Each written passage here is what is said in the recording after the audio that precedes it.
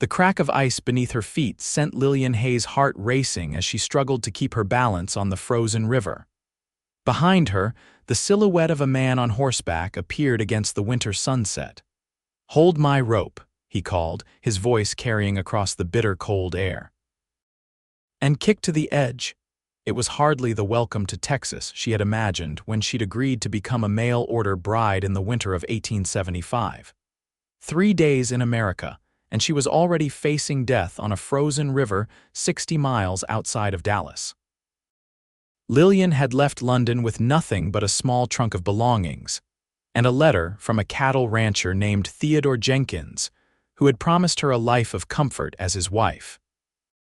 The journey had been grueling weeks at sea, followed by a cramped, uncomfortable train ride that had deposited her at a small station where no one was waiting. A kindly station master had arranged for her to travel with a freight wagon headed toward Dallas, but a sudden blizzard had forced them to seek shelter at a small homestead where she'd waited 2 days for the weather to clear. When the wagon driver insisted they press on despite the treacherous conditions, Lillian had no choice but to continue. Just before dusk, their wagon had slid off the snow-covered trail, and in their attempt to find a crossing, she'd stepped onto what appeared to be solid ice. Now the ice was breaking beneath her, the freezing water already soaking through her boots. She stood perfectly still, afraid that any movement would send her plunging into the frigid depths. "Miss, take the rope." The man's voice was more urgent now as he swung a lasso in wide circles above his head. Lillian raised her trembling hands as the rope sailed toward her. It fell short, landing a few feet away on a patch of ice that looked even less stable than where she stood. "I can't reach it," she called back, her voice cracking with fear. The man dismounted his horse in one fluid motion, securing the end of the rope to his saddle horn. "Stay calm," he instructed, his voice steady as he carefully made his way closer to the river's edge. "What's your name, miss?" "Lillian Hayes," she replied, trying to keep her voice from shaking. "Miss Hayes, I'm Luke Owens." He was closer now, and she could see his face clearly, strong jaw dusted with stubble, eyes narrowed against the setting sun. "I'm going to throw the rope again. When you catch it, wrap it around your waist and kick toward the edge. I'll pull you in." The ice cracked again, and Lillian let out a frightened gasp as she sank an inch deeper. Luke's second throw was perfect. The rope landed directly in front of her, and Lillian grabbed it with both hands, her fingers stiff with cold. "Tie it around your waist," he instructed. "Quick now." With trembling hands, she secured the rope, wincing as the rough hemp scratched against her skin even through her layers of clothing. "Good," Luke called. "Now when I say go, I want you to kick as hard as you can toward me. The ice will break, but I'll pull you out. Ready?" Lillian nodded, her entire body shaking. "Go." Taking a deep breath, Lillian pushed off with her feet. The ice shattered beneath her, and she plunged into the freezing water with a scream. The shock of cold was paralyzing, stealing her breath and sending daggers of pain through her limbs. But true to his word, Luke was already hauling on the rope, dragging her through the broken ice toward the shore. When she reached the edge, his strong hands gripped her arms, pulling her from the water and onto the snowy bank. Lillian collapsed against him, gasping and shivering violently. "You're all right now," he murmured, quickly removing his heavy coat and wrapping it around her. "But we need to get you warm before the cold takes hold." Through chattering teeth, Lillian managed to ask, "The wagon driver?" "He's fine. Made it across the ford a half-mile back." "Foolish man should have known better than to try crossing here," Luke replied, lifting her into his arms as if she weighed nothing. He carried her to his horse and somehow managed to mount with her still in his arms, settling her in front of him in the saddle. "My trunk," she protested weakly. "We'll come back for it," Luke promised, nudging his horse forward. "My cabin's not far. We need to get you dry and warm first." Lillian had no strength to argue. She leaned back against his chest, grateful for the warmth of his body as they rode through the deepening twilight. Her consciousness ebbed and flowed as the cold seeped into her bones. She was vaguely aware of arriving at a small log cabin, of being carried inside and set down before a fireplace where embers still glowed. Luke moved with efficient purpose, building up the fire until it blazed. He disappeared into another room and returned with a stack of clothing and several thick blankets. "You need to get out of those wet clothes," he said, setting the items beside her. "I'll step outside while you change." Lillian nodded, her fingers still too numb to manage the buttons of her dress. When Luke had gone, she struggled with her sodden garments, finally managing to peel them off and pull on the oversized flannel shirt and trousers he had left for her. She wrapped herself in the blankets and called shakily, "You can come in now." Luke returned with an armful of firewood, which he stacked beside the hearth before hanging her wet clothes on a line stretched across the back of the room. He moved to a small kitchen area and set a kettle on the stove. "Coffee will help warm you from the inside," he said, his back to her as he worked. "If you don't mind my asking, Miss Hayes, what were you doing out in this weather? The winter's been fierce this year, worst I've seen in a decade." "I'm a mail-order bride," Lillian admitted, embarrassed by how desperate it sounded. "I was on my way to meet my fiancé in Dallas." Luke turned to look at her, his expression unreadable. "Mail order, who's the man?" "Theodore Jenkins. He owns a cattle ranch, or so his letters claim." Something flashed across Luke's face, surprise, perhaps, or concern, but it was gone so quickly that Lillian thought she might have imagined it. "Jenkins," he repeated. "I know of him." "You do? Is his ranch far from here?" Luke stirred the coffee grounds into the boiling water before answering. "About 20 miles south." He poured the coffee into 2 tin cups and brought one to her. "But you won't be going anywhere until this storm passes. The temperature's dropping fast and there's more snow coming. Even if your clothes were dry, it would be suicide to travel in these conditions." Lillian accepted the cup gratefully, letting the warmth seep into her hands. "I'm already late. He was expecting me 3 days ago." "Jenkins will have to wait," Luke said firmly. "No one's traveling in this weather and he knows it." As the warmth from the fire and coffee began to penetrate her frozen body, Lillian became more aware of her surroundings. The cabin was small but tidy, with a wooden table and 2 chairs, a cooking area with a cast iron stove, and a curtained-off section that presumably contained a bed. Shelves lined one wall, holding books, tools, and supplies. "You live here alone?" she asked. Luke nodded as he hung up his wet coat. "Just me and my horse. Been here 5 years now." "Are you a rancher as well?" "Started that way," he replied, taking a seat on a stool across from her. "Came out from Missouri with dreams of a big spread, but cattle ranching takes more capital than I had. Now I trap in the winter, work as a trail guide in the summer, and break horses for the big ranches when they need an extra hand." He spoke without bitterness, simply stating facts. In the firelight, Lillian could see that he was younger than she'd first thought, perhaps 30, with light brown hair that curled slightly where it met his collar.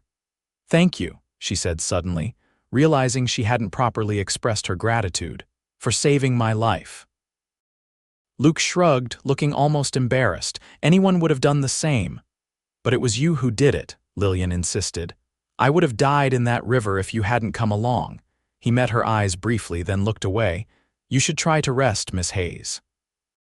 "I'll keep the fire going through the night." Lillian realized how exhausted she was, the fear and cold having drained her completely. "Where will you sleep?" "Don't worry about me," he said, rising to add another log to the fire. "I've spent plenty of nights in that chair." Despite her protests that she should take the chair instead, Luke insisted she use the bed behind the curtain. Too tired to argue further, Lillian finally acquiesced, keeping the blankets wrapped tightly around her as she made her way to the small bed. Sleep came quickly, but it was fitful, filled with dreams of cracking ice and freezing water. She woke several times during the night, each time finding the fire still burning and Luke's silhouette visible through the thin curtain, faithful to his word to keep watch. When morning came, Lillian awoke to the smell of coffee and bacon. She emerged from behind the curtain to find Luke at the stove, frying strips of meat in a cast iron pan. "Your clothes are dry," he said without turning around. "I put them on the chair there." "Thank you," Lillian replied, gathering her things and retreating behind the curtain to change. When she emerged again, properly dressed in her own clothes, she felt more herself, though her body was still sore from the previous day's ordeal. The storm had passed during the night, and sunlight streamed through the small window, making the cabin seem more welcoming in the daylight. Luke set a plate of bacon and biscuits before her, along with another cup of strong coffee. "The roads will be passable by midday," he said, sitting down across from her with his own plate. "I can take you into Dallas then if you're feeling up to it." "Yes, of course," Lillian said quickly. "Mr. Jenkins must be worried." Luke hesitated, pushing a piece of bacon around his plate. "Miss Hayes, about Jenkins." "Yes. I think there's something you should know before you meet him." Luke set down his fork and looked at her directly. "Theodore Jenkins isn't exactly what most would call a gentleman." Lillian felt a chill that had nothing to do with the winter air. "What do you mean? He's had 2 wives before, both mail-order brides like yourself." "What happened to them?" Lillian asked, though she wasn't sure she wanted to hear the answer. "The first one left after 6 months, made it to Fort Worth before he caught up with her. No one saw her after that, but Jenkins came back alone." Luke's voice was matter-of-fact, but his eyes were concerned. "The second died of fever last spring, though Doc Wilson had his doubts. Jenkins buried her before the doctor could examine the body properly." Lillian set down her cup with trembling hands. "Are you saying he killed them?" "I'm saying there's no proof he didn't," Luke replied carefully, "and that a woman alone on his remote ranch would be at his mercy. But his letters." Lillian's voice trailed off as she remembered the promises of a comfortable home, a kind husband, a respectable life. Had it all been lies? Men can write whatever they please when they're trying to lure a bride halfway across the world, Luke said gently. The reality is often different. Lillian sat in stunned silence, trying to process this new information. She had spent nearly every penny she had on the passage to America, believing she was traveling toward a better life. The alternative, returning to London and the grinding poverty she had left behind, was unthinkable. "What am I to do?" she whispered, more to herself than to Luke. "You don't have to decide right away," he said. "You can stay here until you figure things out. I'm headed into town tomorrow to sell some pelts. There might be work there for a woman with education." Lillian looked up at him in surprise. "How did you know I'm educated?" A slight smile touched Luke's lips. "Your speech, the way you hold yourself, and I saw you eyeing my books last night." Lillian couldn't help returning his smile, grateful for his perception and kindness. "I was a governess in London before." She trailed off, not wanting to explain the circumstances that had led to her desperate decision to become a mail-order bride. "Then you might find similar work here," Luke suggested. "There are several wealthy families in Dallas who would value a proper English governess for their children." It was a possibility Lillian hadn't considered, a glimpse of hope in what had suddenly become a very uncertain situation. "I would be grateful for your help," she said finally. "And for your hospitality until I can find a position." Luke nodded, seeming pleased with her decision. "Then it's settled. We'll head into town tomorrow to retrieve your trunk from the station and ask around about work. In the meantime, I need to check my trapping line." "Will you be all right here alone for a few hours?" Lillian assured him she would be fine, and after giving her brief instructions about the stove and where to find additional firewood, Luke departed. Left alone in the quiet cabin, Lillian explored more thoroughly. The bookshelves contained an eclectic mix of volumes, practical guides to ranching and trapping, a few dog-eared novels, a collection of poetry that surprised her, and a well-worn Bible. On a small table near the bed, she found a framed daguerreotype of a young woman with a gentle smile, and beside it, a child's small wooden toy horse, lovingly carved and painted. These personal items hinted at a deeper story than the solitary existence Luke had described. Lillian wondered about the woman in the picture but didn't feel it was her place to ask. Everyone had their secrets, their private sorrows. She certainly had her own.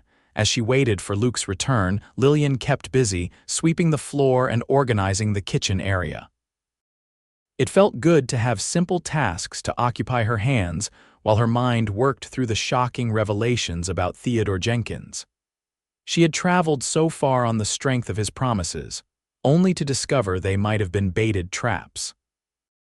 When Luke returned in the late afternoon with several rabbit carcasses, he seemed surprised but pleased by her efforts with the cabin. "You didn't need to clean up," he said, hanging his coat on a peg by the door. "I wanted to earn my keep," Lillian replied, "and it helped pass the time." Luke nodded in understanding as he set about skinning the rabbits outside. When he returned with the cleaned meat, Lillian offered to prepare the evening meal. Working together in the small kitchen, they fell into an easy rhythm, and by the time they sat down to eat the rabbit stew she had made, Lillian felt more comfortable in his presence than she would have thought possible after knowing him for such a short time. Over dinner, Luke told her more about the area and what she might expect in Dallas. The city was growing rapidly, he explained, with new businesses and families arriving daily. There would certainly be opportunities for someone with her skills. "And if not in Dallas, then perhaps Fort Worth," he added. "It's not far and they're always looking for teachers for their new school." Lillian nodded, grateful for the practical advice. "I'm not afraid of hard work," she said, "and I've managed on my own before." "I can see that," Luke replied with a hint of admiration in his voice. As they cleared away the dishes, Lillian found the courage to ask the question that had been on her mind since she discovered the photograph. "The woman in the picture by your bed, was she your wife?" Luke paused, hands still in the wash basin. For a moment Lillian thought she had overstepped, but then he answered quietly, "Yes, Sarah was my wife." "I'm sorry," Lillian said, sensing the loss in his voice. "I shouldn't have pried." "It's all right," Luke assured her, resuming his task. "It's been 3 years now. Sarah and our son, James, took sick with influenza. I was away guiding a hunting party by the time I got back." He trailed off, but Lillian understood what he couldn't say.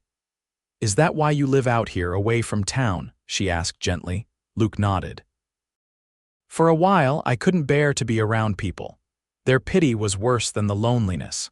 Out here, with just the land and the changing seasons, I've found a kind of peace."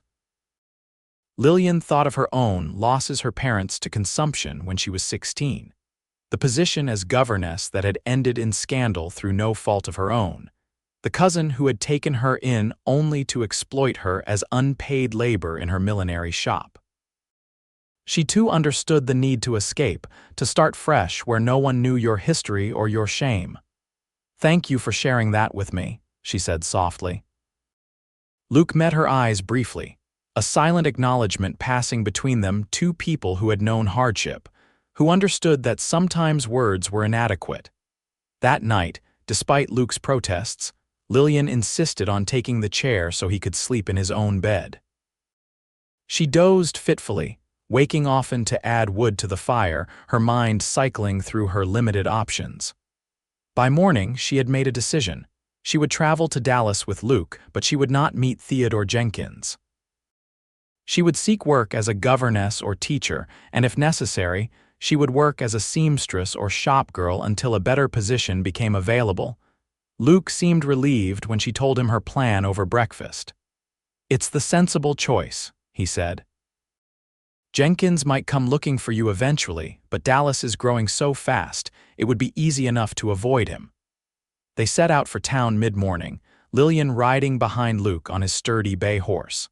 The day was clear and cold, the snow-covered landscape glittering in the winter sunshine.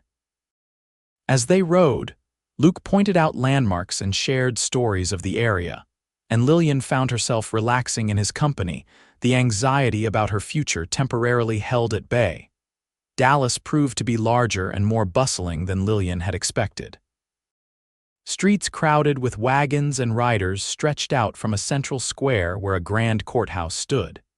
Shops and businesses lined the main thoroughfares, and construction was underway on several new buildings.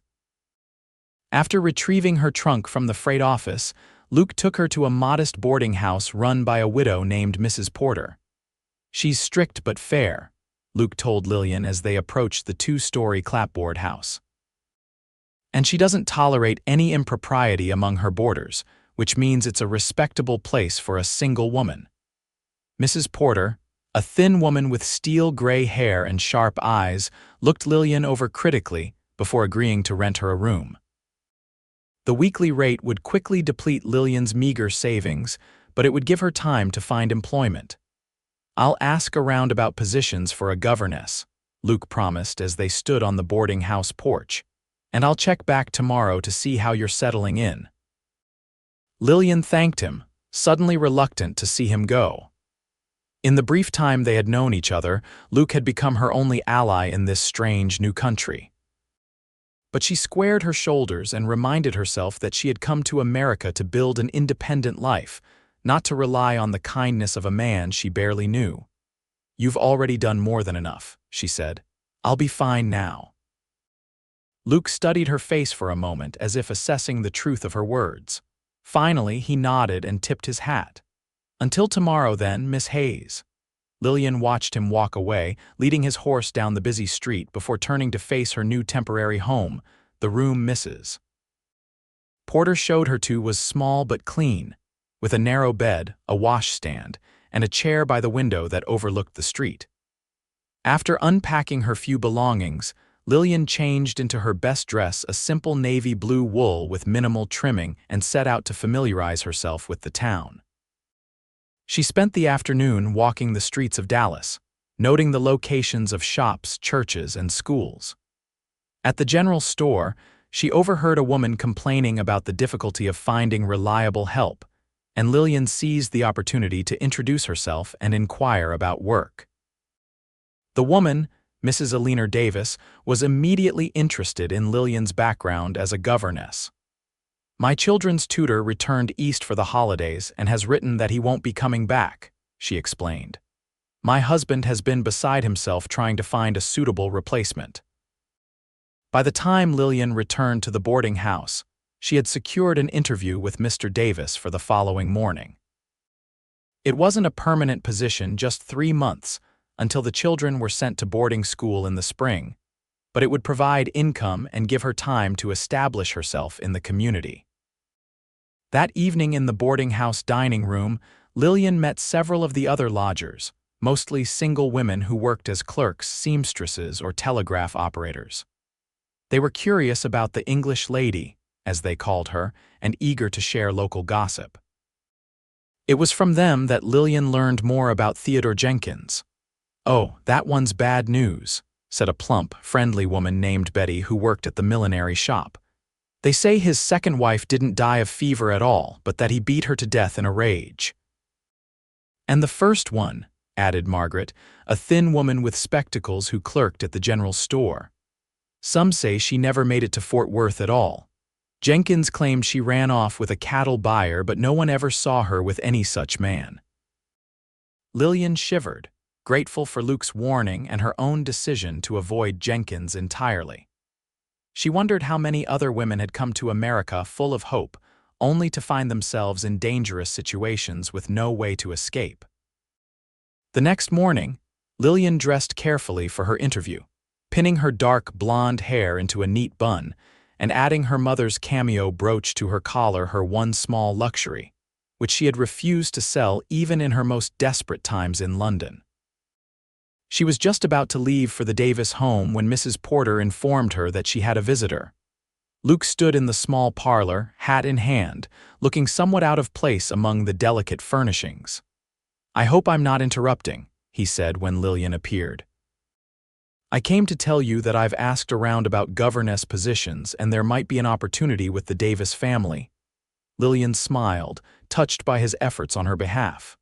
"Thank you. I actually met Mrs. Davis yesterday and I'm on my way to meet her husband now." Luke's face brightened. "That's excellent news. The Davises are good people, fair employers. It would be a good situation for you." "It's only temporary," Lillian explained, "but it's a start." "Would you like me to accompany you?" Luke offered. "Dallas can be confusing for newcomers." Part of Lillian wanted to accept his offer, but she reminded herself that she needed to establish her independence. I appreciate the thought, but I should go alone. Mr. Davis will be assessing whether I can manage his children. I shouldn't appear to need escorting myself." Luke nodded in understanding. "Of course, I'll wait here if that's all right. I'd like to hear how it goes." The interview with Mr. Davis went even better than Lillian had hoped. A serious man with a reputation for fairness in business. He was primarily concerned with his children's education, particularly in mathematics and Latin.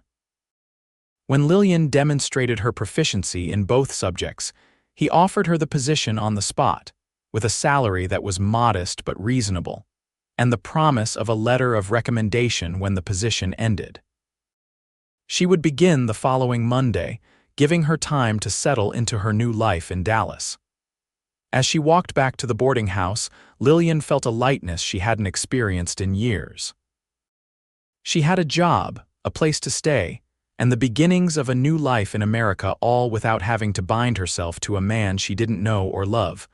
Luke was waiting in the parlor as promised, and his face lit up when she told him the good news. "This calls for a celebration," he declared. "Have you eaten lunch? There's a decent restaurant just down the street." Over a meal of beef stew and fresh bread, Lillian shared the details of her new position, and Luke told her more about the Davis family and their standing in the community. Their conversation flowed easily, touching on books they had both read, places they had seen, and their differing perspectives on life in America versus England. "Will you stay in Dallas now?" Lillian asked as they finished their meal. "Or do you need to return to your cabin?" "I'll head back tomorrow," Luke replied. "There's the rest of my trapping line to check, and I'm expecting a man from Fort Worth about some horses I'm breaking for him."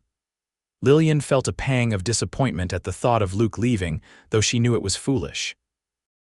They had known each other only 2 days after all, and he had his own life to lead. "But I'll be back in town in 2 weeks, he continued. "I could call on you then if you'd like. Make sure you're settling in all right." "I would like that," Lillian said, perhaps too quickly. They parted at the boarding house, Luke tipping his hat with a smile that stayed with Lillian long after he had gone. As she prepared for bed that night, she found herself thinking of him, his quiet strength, his kindness, the way his eyes crinkled at the corners when he smiled.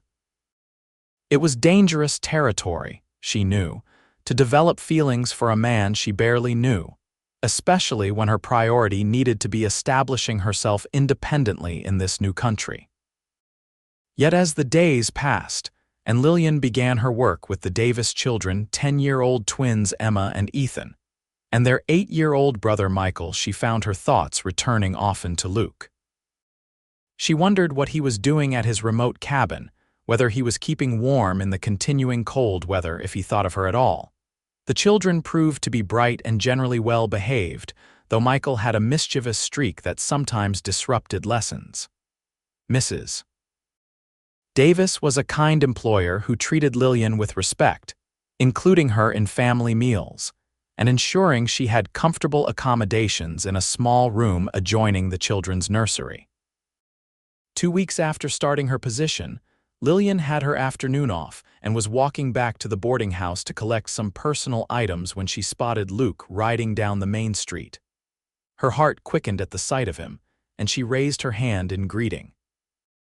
Luke's face broke into a wide smile when he saw her, and he quickly dismounted, tying his horse to a hitching post before striding toward her. "Miss Hayes," he said, tipping his hat. "You're looking well. Dallas agrees with you." "Mr. Owens," she replied, unable to suppress her own smile. "It's good to see you again. How are things at your cabin?" "Quiet," he said, falling into step beside her. "The kind of quiet that makes a man appreciate conversation when he comes to town." They walked together toward the boarding house, Luke telling her about the horses he was training and Lillian sharing stories of her students' progress. At the boarding house, Mrs. Porter gave them permission to sit in the parlor, though she left the door pointedly open and bustled past frequently with an assortment of unnecessary tasks. "The Davis children sound like a handful," Luke commented after Lillian described Michael's latest prank involving a frog in her desk drawer. "They're good children at heart," Lillian replied, just full of energy and curiosity. It reminds me of my students in London. You miss England? Luke asked. Lillian considered the question. I miss certain aspects of it, the familiarity, some of the customs. But I don't miss the life I had there toward the end. Luke seemed to understand what she wasn't saying. You haven't mentioned what led you to become a mail-order bride. I've been curious, if you don't mind my asking. Lillian hesitated, unsure how much to reveal. She had never discussed the scandal with anyone in America, and the thought of Luke's opinion of her changing was painful. But there was something in his steady gaze that encouraged honesty. I was a governess for a wealthy family in London, she began, the father of the children. He developed an inappropriate interest in me.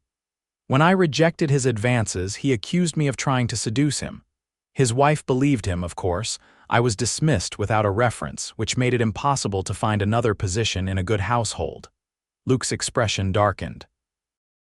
That was a despicable thing to do to you. It left me with few options, Lillian continued.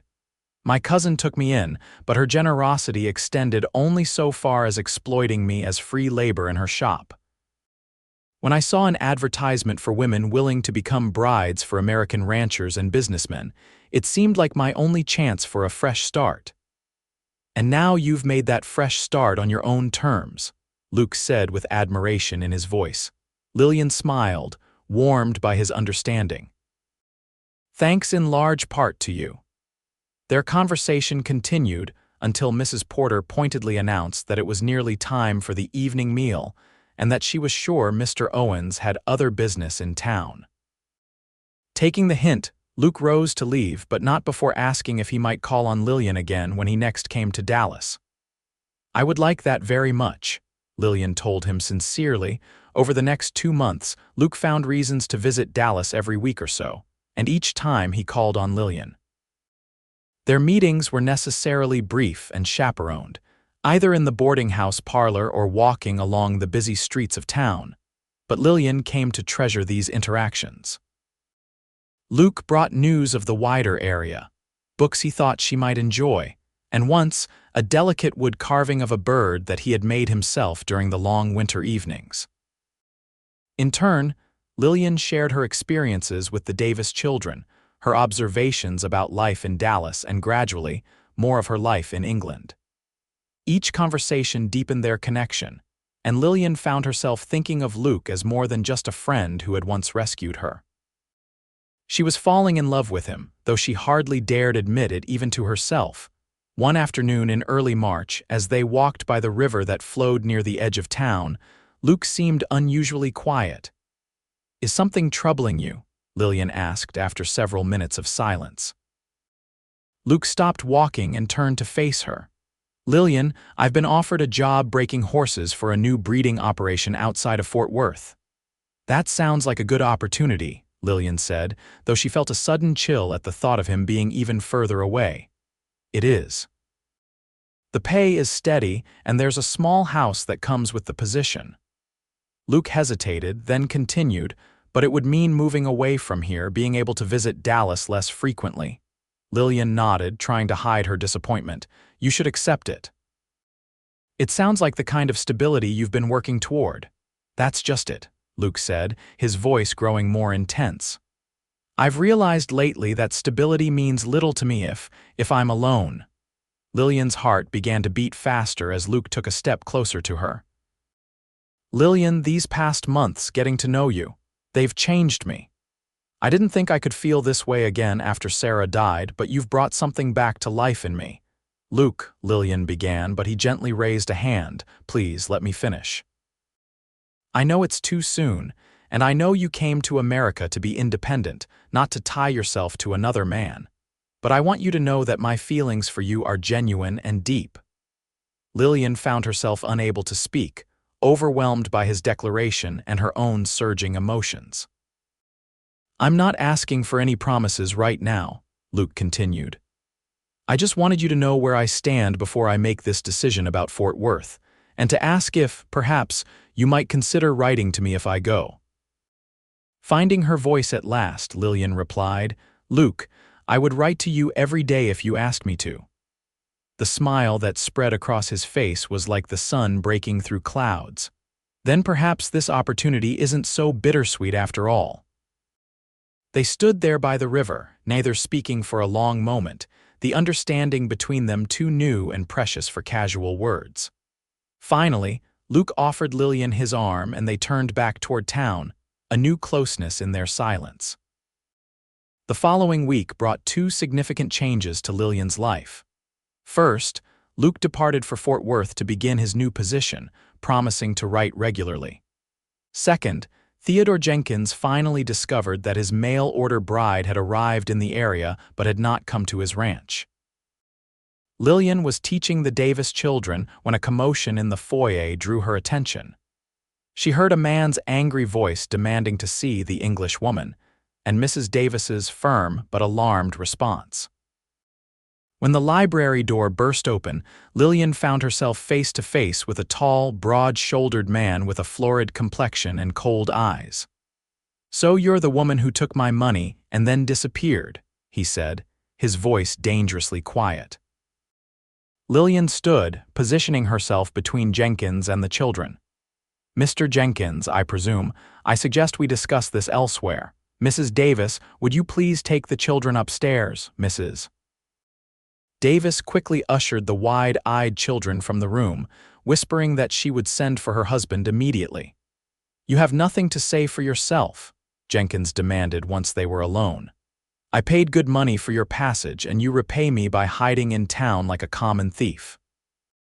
"I repaid nothing," Lillian replied, striving to keep her voice steady. "I paid my own passage with my savings, and I made no commitment to you beyond agreeing to meet when I arrived." "A woman's word means nothing," Jenkins spat. "You're my property, bought and paid for, and you're coming with me now."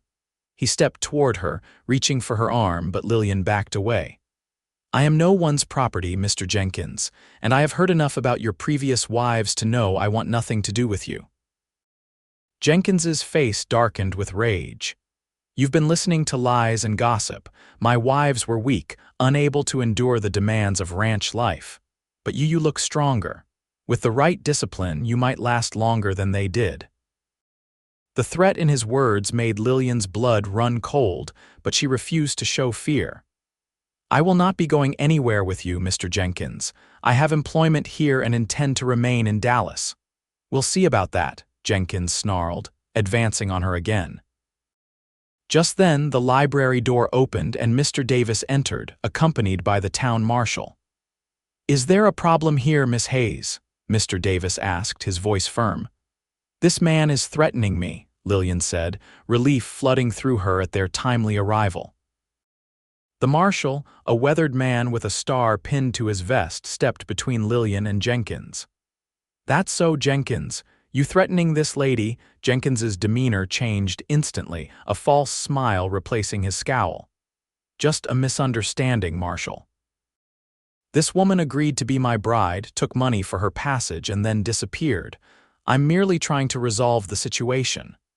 "I paid my own way," Lillian repeated, "and I never met Mr. Jenkins until today. When I learned of his reputation regarding his previous wives, I decided it would be unwise to fulfill the arrangement." The marshal looked between them thoughtfully. "Seems to me if no money changed hands and no vows were spoken, the lady is free to make her own decisions."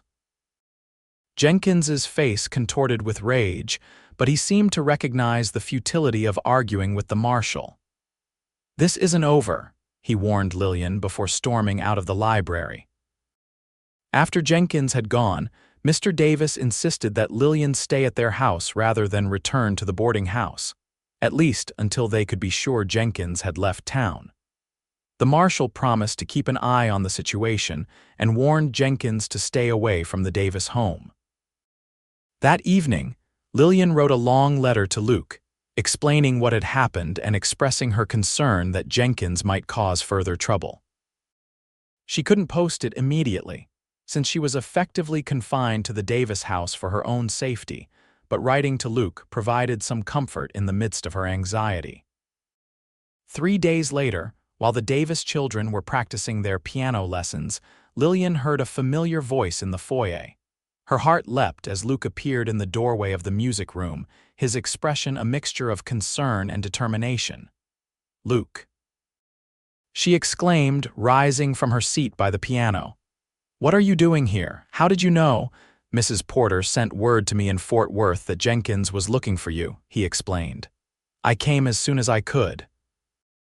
The children, intrigued by this interruption to their lessons, watched with wide eyes as Lillian introduced Luke as a good friend who once saved my life.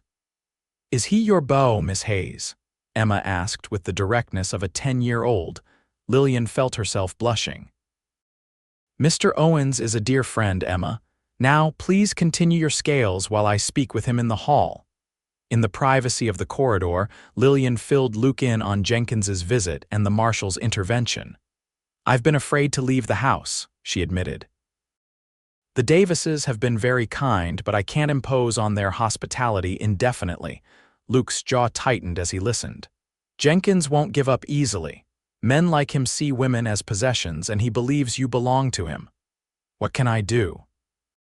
"I won't live in fear, but I also won't put the Davis family at risk by staying here too long." Luke was silent for a moment, his expression thoughtful. Then he said, "Come to Fort Worth with me." "Fort Worth," Lillian repeated, startled by the suggestion. "It's far enough from Dallas that Jenkins would have trouble finding you, at least initially. And the town is growing even faster than Dallas. There would be plenty of opportunities for a teacher of your qualifications." Lillian considered the idea. Fort Worth was only about 30 miles from Dallas, but it might as well be a world away for a man like Jenkins, who would likely focus his search in and around Dallas. "I would need to give the Davises notice," she said slowly, "and find accommodations in Fort Worth. The ranch where I'm working has a boarding house for single employees," Luke said. "It's basic but respectable, and the owner's wife oversees it herself. She mentioned just yesterday that they're looking for a tutor for their children." The coincidence seemed almost too perfect, making Lillian wonder if Luke had already been planning to suggest she join him in Fort Worth even before Jenkins's reappearance. "You've thought this through," she said, studying his face. Luke met her gaze steadily. "I've thought of little else since I left Dallas. Jenkins's threats just make the idea more urgent, but I would have suggested it eventually." The earnestness in his voice touched Lillian deeply. "Let me speak with the Davises," she said.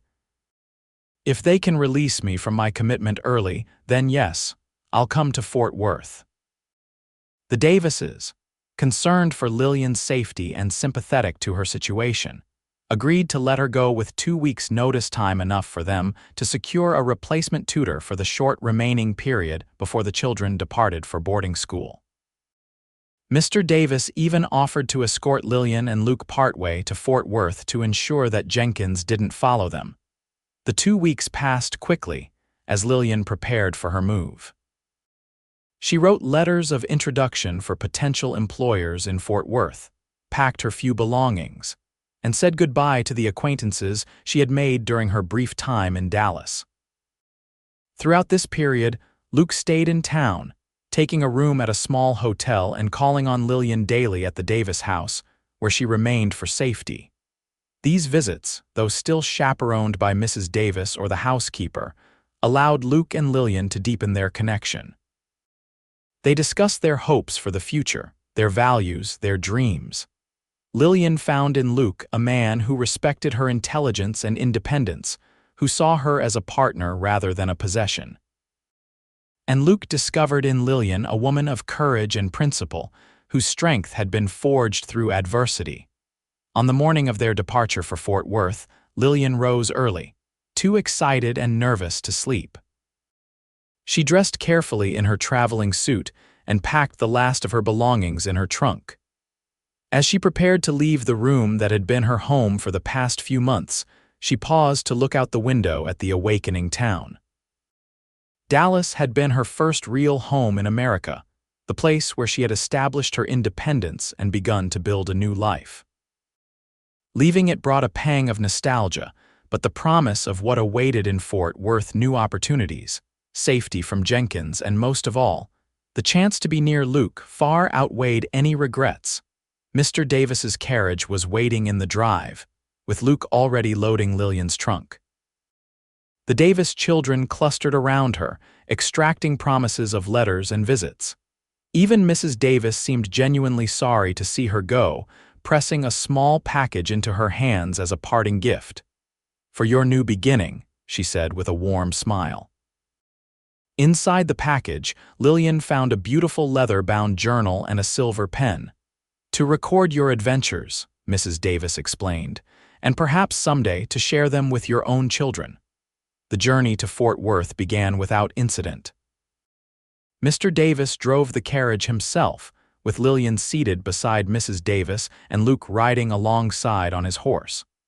They had decided to take a less traveled route to avoid any chance encounter with Jenkins, who was known to frequent the main road between the two cities. They had been traveling for about an hour when Luke, who had been scouting ahead, rode back to the carriage with a worried expression. "There's a group of riders coming from the north," he reported quietly to Mr. Davis. "4 men moving fast. One of them looks like Jenkins." Mr. Davis frowned, assessing their situation. "We're still 5 miles from the Miller farm where we plan to change horses. Can we outrun them?" Luke shook his head.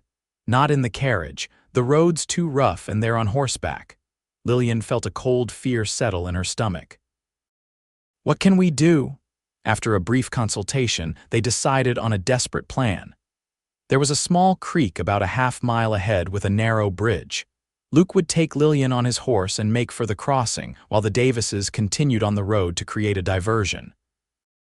Once across the creek, Luke knew of an old trapper's trail that would eventually lead them to Fort Worth by a different route.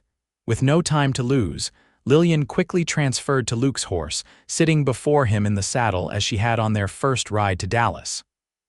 "Mrs. Davis pressed a small pistol into Luke's hand, her husband's spare revolver, with a meaningful look. "Take care of her," she said simply. With a nod, Luke urged his horse forward, cutting away from the road toward the creek while the Davises continued on, their carriage raising dust that would hopefully draw Jenkins and his men in the wrong direction. Lillian clung to the saddle horn as Luke's horse galloped across the open countryside. Behind them, she could hear shouts as Jenkins's party spotted them and changed course to follow. The creek came into view, its waters swollen by recent rains, the narrow wooden bridge a welcome sight. "They're gaining on us," Luke said grimly as they approached the bridge. "Once we're across, I'm going to break the supports. It won't hold them for long, but it might give us enough time to reach the trail." They thundered onto the bridge, the wooden planks rattling beneath the horses' hooves. Just as they reached the other side, Luke dismounted in one fluid motion, handing Lillian the reins. "Keep him steady," he instructed as he drew the pistol Mrs. Davis had given him. Instead of aiming at their pursuers, Luke fired at the bridge supports, the shots echoing across the creek. The old wood splintered, but the bridge remained standing. With a curse, Luke holstered the gun and grabbed an axe from his saddlebag. 3 powerful swings severed the main support beam, and the bridge collapsed into the rushing water just as Jenkins and his men reached the opposite bank. Luke swung back onto the horse behind Lillian, and they set off at a gallop toward the tree line in the distance. Behind them, Jenkins's furious shouts faded as they rode deeper into the wooded area. The trapper's trail was little more than a faint path through the trees, but Luke navigated it confidently. As their horse settled into a sustainable pace, Lillian felt some of the tension leave her body. "You think they'll find another crossing?" she asked, glancing back over her shoulder. "Eventually," Luke replied, "but the nearest ford is 5 miles north and the trail is hard to find if you don't know where to look. By the time they get across and pick up our trail, we'll have a good lead on them." They rode through the afternoon, stopping only briefly to rest the horse and eat some of the provisions Mrs. Davis had packed for them. As the sun began to set, Luke led them to a small clearing where the remains of an old campsite were visible. "We'll spend the night here," he said, helping Lillian down from the horse. "It's too dangerous to continue in the dark and the horse needs rest." Lillian tried to hide her apprehension at the thought of spending the night in the open wilderness. Will Jenkins be able to track us in the dark? Luke shook his head as he began gathering wood for a fire. Not even Jenkins is that good a tracker, and without knowing this trail, they'd be fools to try navigating it at night. As Luke built a small fire, Lillian spread out the blanket Mrs. Davis had included in their provisions. The night was cool but not cold, with a clear sky full of stars overhead. After a simple meal of bread, cheese, and dried beef, they sat side by side near the fire, the enormity of the day's events finally sinking in. "I never imagined when I left London that I would end up fleeing across the Texas wilderness," Lillian said with a shaky laugh. Luke smiled, the firelight illuminating his face. "And I never imagined when I pulled a freezing English woman from a frozen river that she would change my life so completely." His words hung in the air between them, charged with meaning. Lillian turned to look at him, finding his gaze already on her, intense and questioning. "Luke," she began, her voice barely above a whisper, "I want you to know that even without Jenkins's threats, I would have wanted to come to Fort Worth, to be near you." Luke reached out slowly, taking her hand in his. "Lillian, these past months getting to know you. I've come to care for you more than I thought possible. After Sarah died, I believed that part of me was dead too, but you've brought it back to life."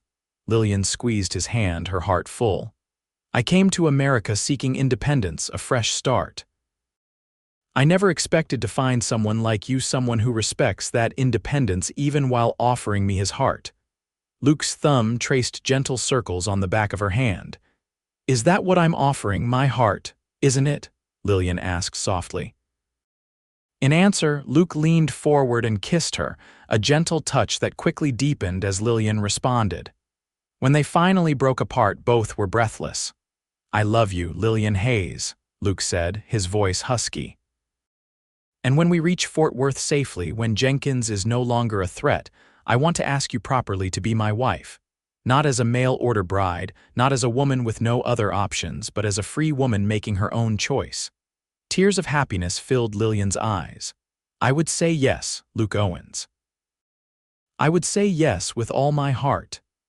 They spent the night by the fire, talking long into the dark hours, sharing their hopes and fears, planning their future.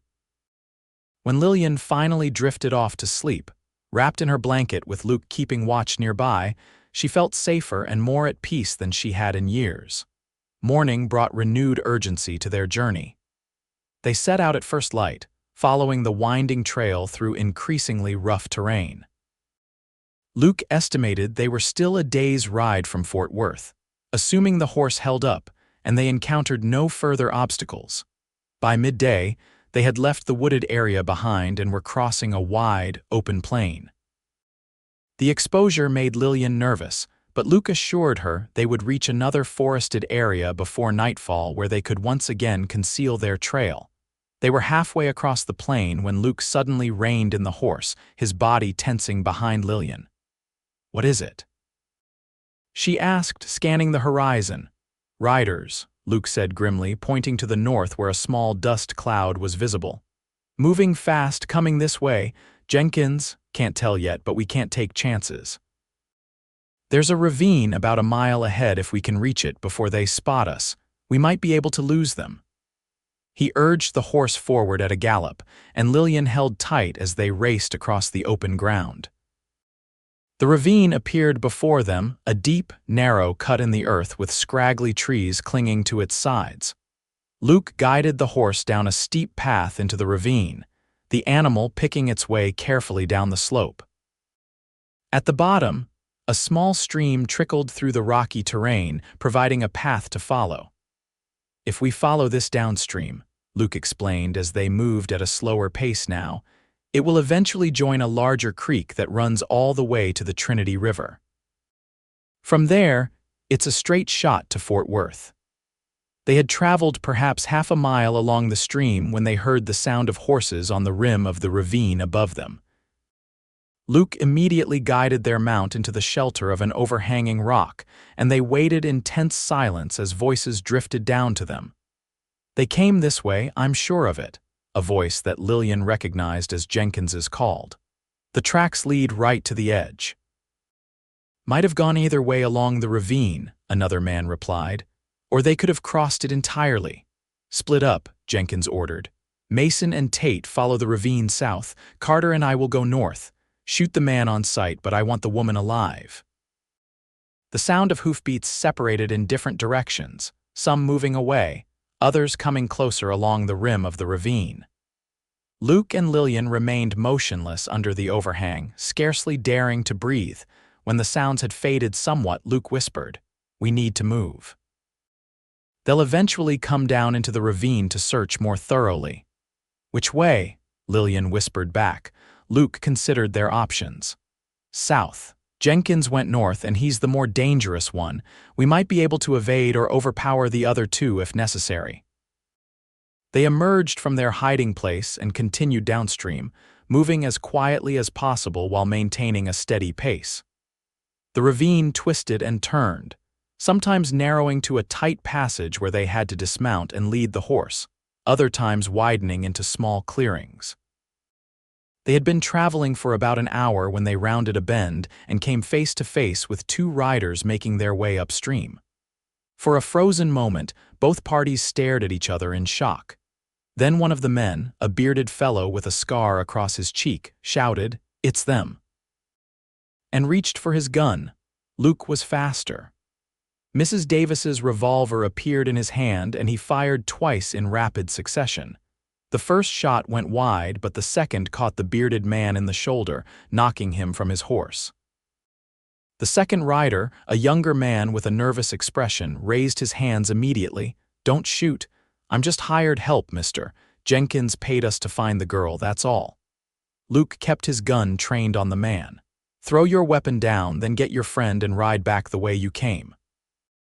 Tell Jenkins that the next man who follows us gets a bullet between the eyes, not in the shoulder." The young man nodded quickly, dismounting to help his wounded companion. As they struggled back onto their horses, Luke and Lillian continued past them, maintaining a safe distance. "Will they really go back?" Lillian asked once they were out of earshot. "The younger one will," Luke said confidently. "He's not committed to this fight. The other one might be more stubborn, but he's wounded and won't be much threat for a while." They pushed on through the afternoon, the ravine eventually widening and the stream growing larger as other tributaries joined it. By late afternoon, they emerged from the ravine into a broader valley where the stream had become a proper creek.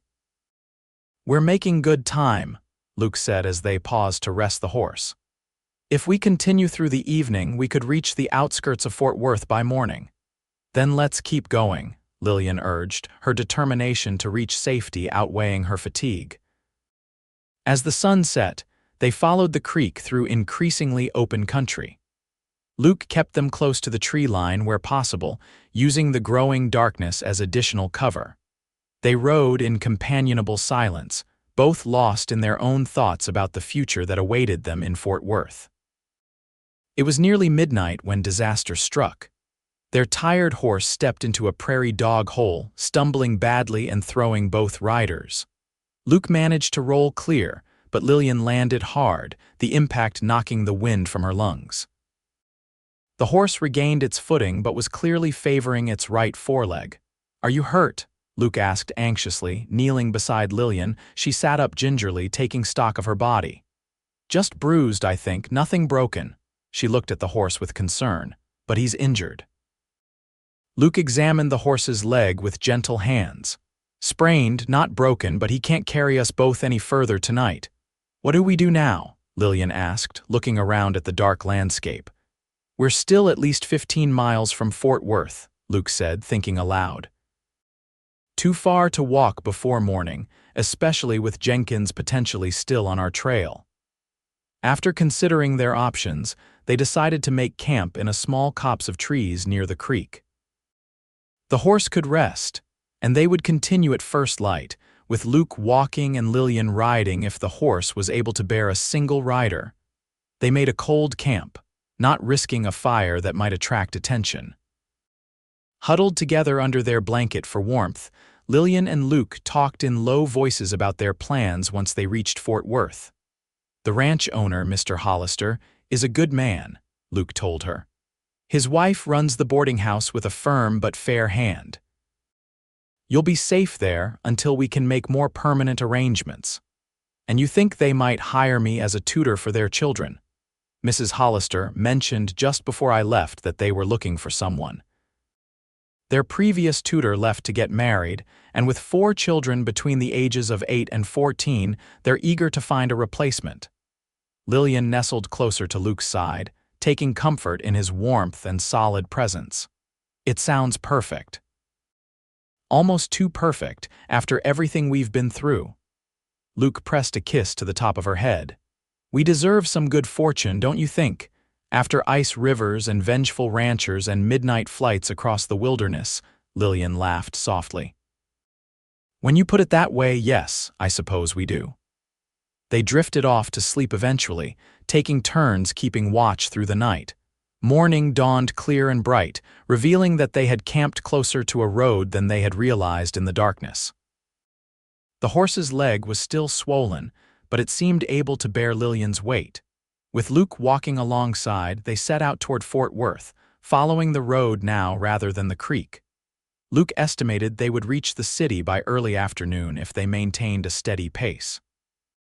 They had been traveling for perhaps 2 hours when they heard the distant sound of an approaching wagon. Luke led the horse off the road into the cover of some bushes, and they waited tensely to see who was coming. A farm wagon appeared, driven by an older man with a young boy beside him. They looked like farmers heading to market with their produce. After a brief whispered consultation, Luke decided to hail them. Stepping out onto the road, he raised a hand in greeting. "Good morning, friends." The farmer reined in his team, eyeing Luke warily. "Morning. Something we can help you with?" Luke explained that their horse had been injured and asked if they were headed toward Fort Worth. The farmer, whose name was Miller, confirmed that they were indeed going to the city to sell their vegetables. "We'd be happy to give you and the lady a ride," he offered after Luke had introduced himself and Lillian. "Been hearing about a mail-order bride who ran off from her intended and some trouble that followed. Would that be you folks?" Lillian exchanged an alarmed glance with Luke, but the farmer's expression remained kindly. "News travels fast in these parts," he continued. "Most folks around here never had much use for Theodore Jenkins. Man's got a mean reputation." Relieved that Miller seemed sympathetic to their situation, Luke helped Lillian into the wagon and tied their injured horse to the back. As they traveled, Miller shared the local gossip about Jenkins, how his ranch was failing due to mismanagement, how he was deeply in debt to several merchants in Dallas, and how the marshal there had been asking questions about the death of his second wife. "You might be safer than you think in Fort Worth," Miller told them. "Word is the marshal in Dallas has issued a warrant for Jenkins on suspicion of murder. Man like that shows his face in any town now, he's likely to find himself in a cell." This news lifted a weight from Lillian's shoulders. If Jenkins was wanted by the law, he would be less likely to pursue her openly. And if he was eventually arrested, her fears might be put to rest entirely. They reached Fort Worth shortly after noon, the wagon rolling into a town that was smaller than Dallas but bustling with activity.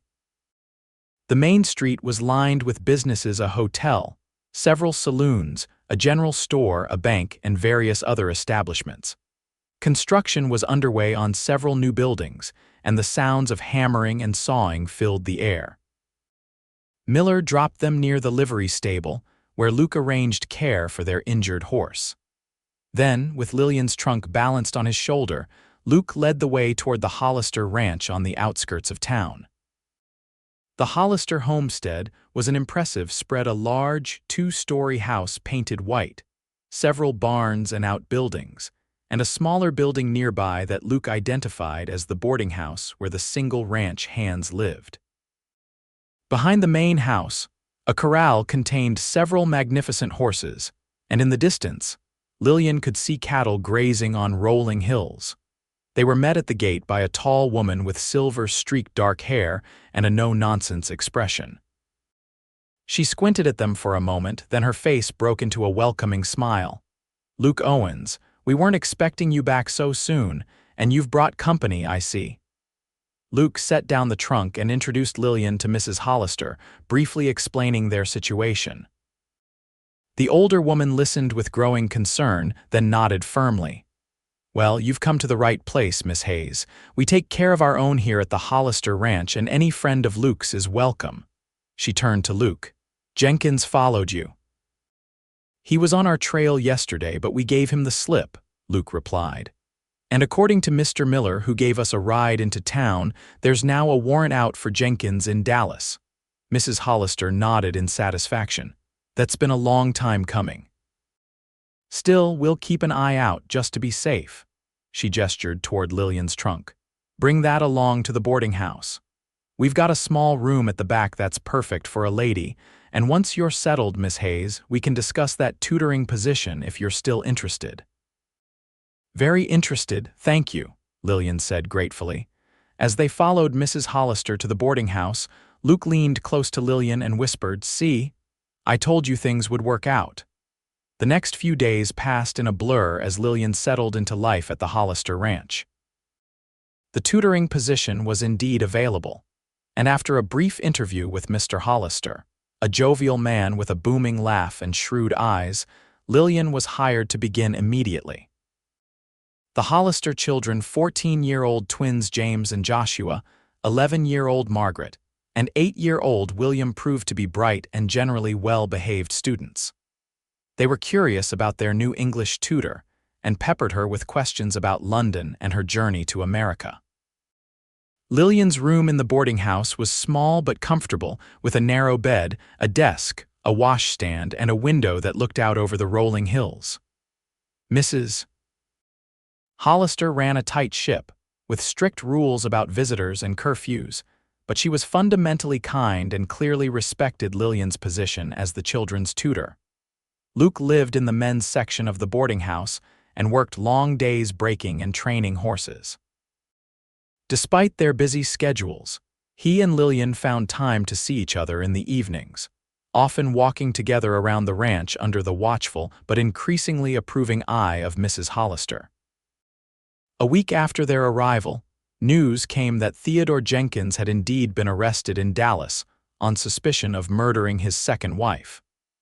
A witness had finally come forward, a former ranch hand who claimed to have seen Jenkins strike his wife repeatedly on the night of her death. With Jenkins in custody, and likely to face a trial and possibly the gallows, the threat he posed to Lillian diminished significantly. The removal of this danger allowed Luke and Lillian to focus on their growing relationship.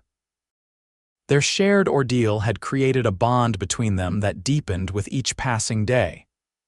During their evening walks, they spoke of their hopes for the future, their dreams, and gradually, their desire to build a life together.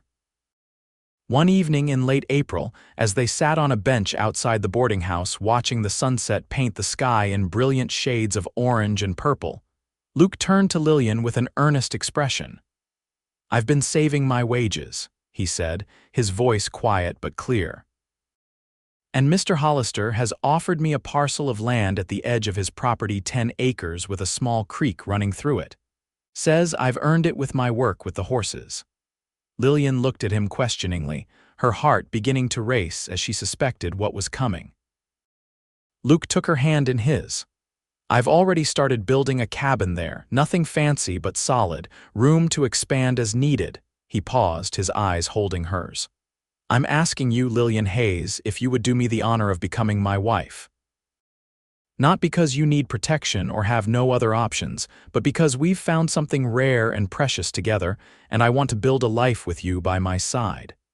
Tears of happiness filled Lillian's eyes as she squeezed his hand. "Yes, Luke. Yes, with all my heart." The kiss they shared was tender and full of promise, a seal on the future they would create together. They were married 2 weeks later in the small church in Fort Worth, with the Hollisters and their children in attendance, along with several of Luke's fellow ranch hands and a few friends Lillian had made in town. Mrs. Hollister had insisted on helping Lillian make a new dress for the occasion, a simple but elegant gown of pale blue muslin with white lace trim.